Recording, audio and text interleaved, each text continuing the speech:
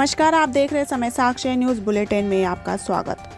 देहरादून में आयोजित पूर्व सैनिक संवाद कार्यक्रम में केंद्रीय रक्षा एवं पर्यटन राज्य मंत्री अजय भट्ट ने बतौर मुख्य अतिथि शिरकत की। कार्यक्रम में दर्जनों पूर्व सैनिकों ने भाजपा की सदस्यता ग्रहण की।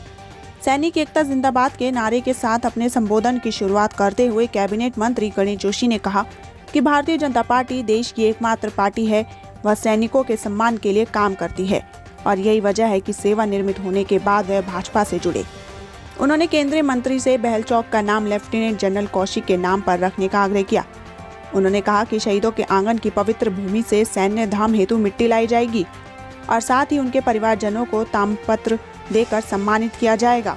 कार्यक्रम के मुख्य अतिथि केंद्रीय रक्षा राज्य मंत्री अजय भट्ट ने पूर्व सैनिकों द्वारा भाजपा को सहयोग व स्नेह देने हेतु आभार प्रकट किया।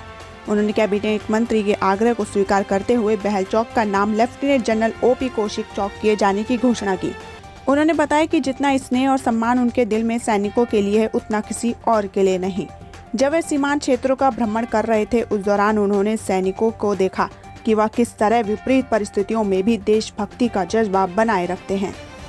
वन, पर्यावरण एवं ऊर्जा मंत्री डॉक्टर हरक सिंह रावत ने पत्रकार वार्ता में केंद्रीय परिवहन मंत्री नितिन गडकरी से उनके अनुरोध पर मेरठ से कोटद्वार तक 4 लेन सड़क को स्वीकृति प्रदान करने की बात कही। इसके लिए वन भूमि हस्तांतरण के साथ ही एस्टीमेट तैयार हो चुका है। इसके अलावा कोटद्वार से श्रीनगर तक ऑल वेदर रोड का निर्माण कराया जाएगा। उन्होंने कहा कि पेड़ छपान का कार्य अंतिम चरण में है। लालढांग चिल्लरखाल मार्ग को छोड़कर अन्य अंदरूनी गली मोहल्लों को जोड़ने वाली 90 सड़कों के लिए 12 करोड़ की स्वीकृति कराई गई है। कलाल घाटी में डबल स्पान पुल के द्वितीय चरण के लिए 19 करोड़ और कोल्लू नदी में डबल स्पान पुल के लिए प्रथम चरण की स्वीकृति मिल चुकी है। वहीं उन्होंने कहा कि सड़कों के लिए 10 करोड़ के प्राक्कलन शासन को भेजे गए हैं, जो कि 1 माह के भीतर इनकी भी स्वीकृति करा दी जाएगी।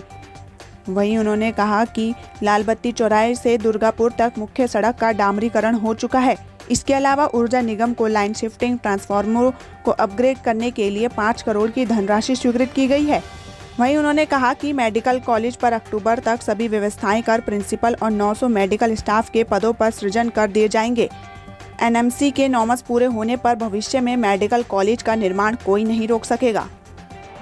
और मैंने दीपक को जो एमडी है उसको कहा है कि कोटद्वार के 3 करोड़ के जो कुछ लाइन शिफ्टिंग के एस्टीमेट आए हुए हैं, उनको भी हम तब इससे हमारी कोटद्वार में जो जगह जगह लाइनें चौराहों पर लाइनें और कुछ लोगों के घरों के ऊपर है, कहीं लाइन केबल नहीं है, जिससे स्टेट लाइन देने में दिक्कत होती है।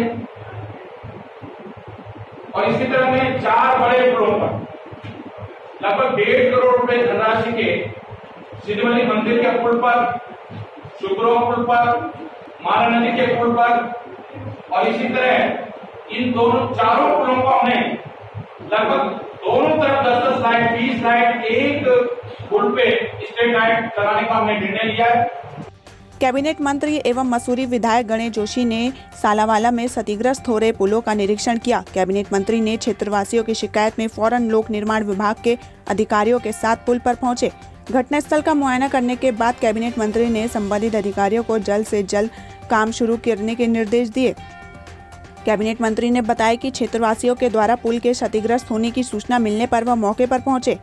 वहीं सालावाला स्थित पुल बहुत पुराना हो चुका है, जिसके कारण उसमें दरारें आ रही हैं, जहां उन्होंने क्षेत्रवासियों को जल्द पुल के पुनर्निर्माण का आश्वासन दिया। उन्होंने बताया कि उनके द्वारा लोक निर्माण विभाग के अधिकारियों को जल्द से जल्द पुल के पुनर्निर्माण के निर्देश दे दिए गए हैं। उत्तराखंड के रुद्रपुर में एक सनसनीखेज वारदात हुई है। यहां अपनी पहली पत्नी से हुए विवाद के दौरान पति ने पाटल से अपनी पत्नी के गर्दन पर वार कर उसकी हत्या कर दी और मौके से फरार हो गया। घटना की जानकारी मिलते ही इलाके में हड़कंप मच गया। मौके पर पहुंची पुलिस ने हत्या आरोपित पति को गिरफ्तार कर लिया। साथ ही मृतका के शव को पोस्टमार्टम के लिए भेजा गया। जानकारी के मुताबिक रुद्रपुर के transit camp Sanjay Nagar ward number 11 का रहने वाला भोला भवन निर्माण का काम करता था। बताया जा रहा है कि भोला की 2 शादियां हैं। 26 वर्षीय निर्मला से पहला विवाह उसने 5 साल पहले किया था, जबकि भोला ने दूसरा विवाह बबीता नाम की महिला से किया था।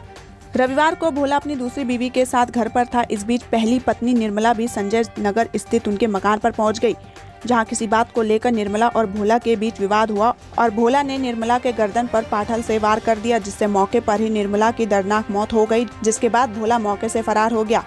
वहीं इस घटना के बाद शोर शराबा हो हल्ला होने के चलते आसपास के लोग मौके पर पहुंचे। पुलिस को भी तत्काल सूचना पहुंचाई गई, जहां फरार भोला का पीछा कर पुलिस ने उसे भी गिरफ्तार कर लिया। फिलहाल पुलिस पूरे घटनाक्रम की जांच कर रही है और इस घटना के पीछे का कारण तलाश रही है। समय साक्षी न्यूज बुलेटिन में आज के लिए इतना ही। अन्य खबरों के लिए भी बने रहें समय साक्षी के साथ।